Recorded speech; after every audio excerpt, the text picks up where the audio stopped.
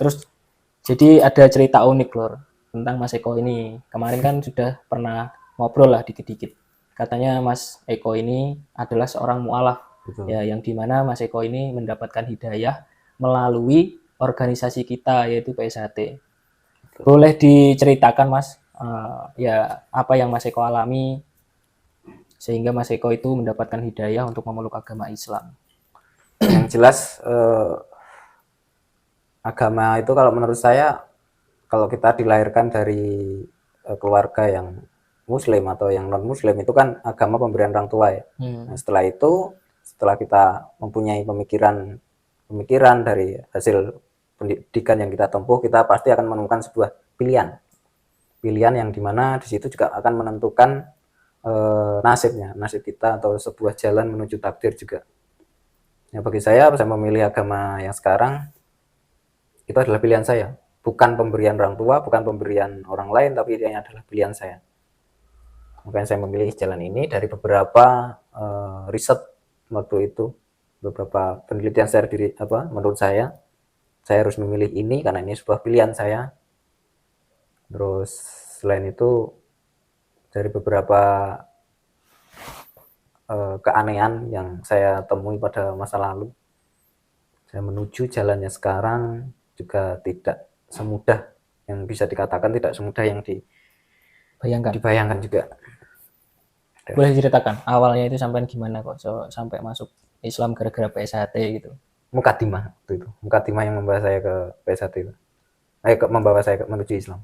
Mukadimah yang berbunyi bahwa pada hakikatnya manusia itu berkembang menurut kodrat dan irmanya masing-masing menuju kesempurnaan kembali kepada kausa prima. Nah, menurut saya menuju kembali kepada kausa prima itu karena dulu basic saya adalah suka dengan kata-kata yang ribet.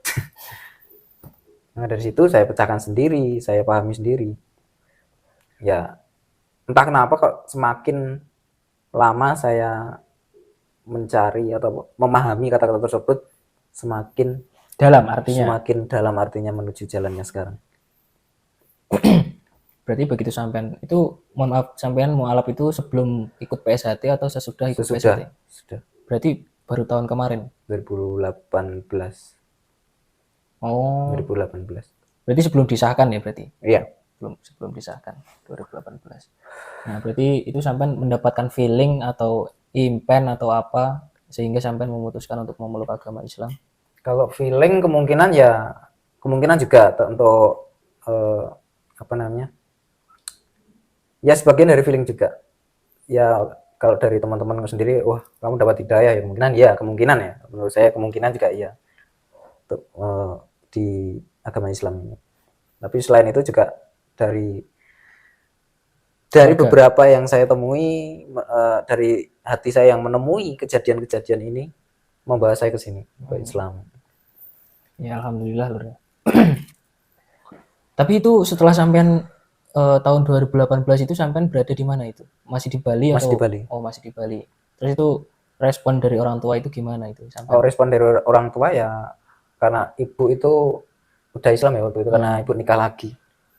Oh, berarti mohon maaf, berarti sampean ibu sampean itu cerai dulu sama ayah saya. Sama bapaknya itu non. Bapak sampean yang Muslim. Terus kok sampean pertamanya ikut mbah? Oh, pas di Bali itu ikut mbah, terus sampean menjadi non, ya. Oh, ya kan? Terus habis itu berarti sampean itu aslinya keturunan Islam? Kalau dari dulu ceritanya ya mbah-mbah itu Muslim. Tapi nggak tahu lah kalau dulu itu bagaimana caranya kok ada keluarga yang Islam. Ya, karena menurut ceritanya dari Pak D itu dulu Mbah Kakung atau kakek itu yang non, makanya semua keluarga ikut Mbah Kakung gitu. Dimulai dari situ, terus setelah mempunyai anak, ibu saya mencar sendiri-sendiri pilihannya, memilih agamanya masing-masing. Ada yang meluk Islam dan ada yang masih di Katolik, tapi ya alhamdulillah ya kembali ke jalannya masing-masing, kembali ke pilihan yang sudah dituliskan sama Tuhan ya. Ya, terus balik lagi, sampean itu kan merantau itu, pas di Karawang itu kan kerja, ya kan, niatnya kerja, terus berarti ikut SHT. Untuk biayanya sampean juga tanggung sendiri. Iya. Untuk biaya tanggung sendiri. Terus respon orang tua itu gimana? Apakah merestui atau ada apa ya? Wah, mati. Urip.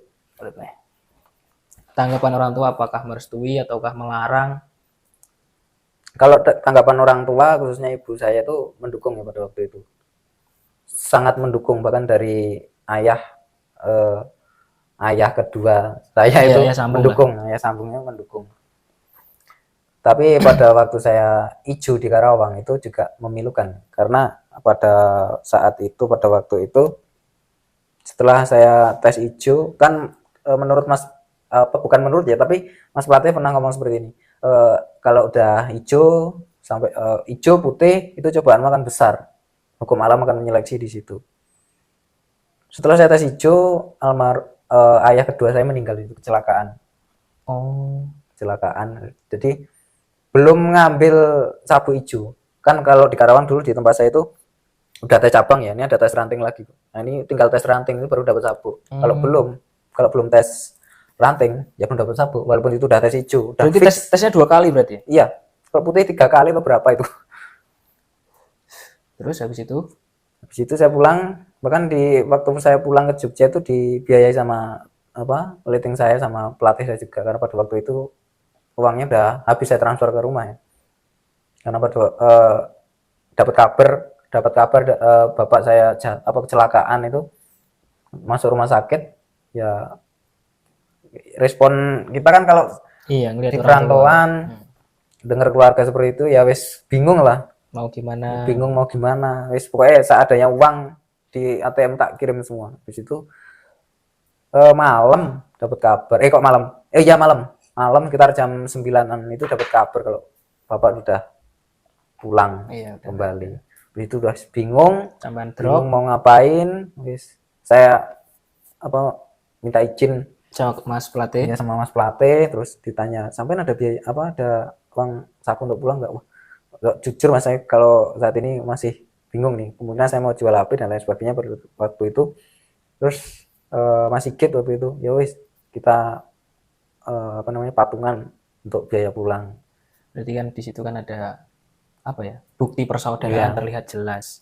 Ya itulah pentingnya persaudaraan ketika ada dulur yang kesusahan ya saling tolong menolong, saling bantu membantu. Tapi sampai juga merasakan wah ternyata PSHT seperti ini, sedulurnya rekat.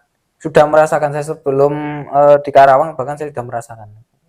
Pada waktu ketemu Mas Men itu di Lombok itu sudah merasakan wah orang PSHT seperti ini. Bisa profesional. Dimanapun tempat berada itu beliau semua itu bisa profesional. Di bidang kerjaan, cara bicara dan lain sebagainya. Ya, bahwa terbukti emang PSHT itu mengajarkan kebaikan sebenarnya ya kan.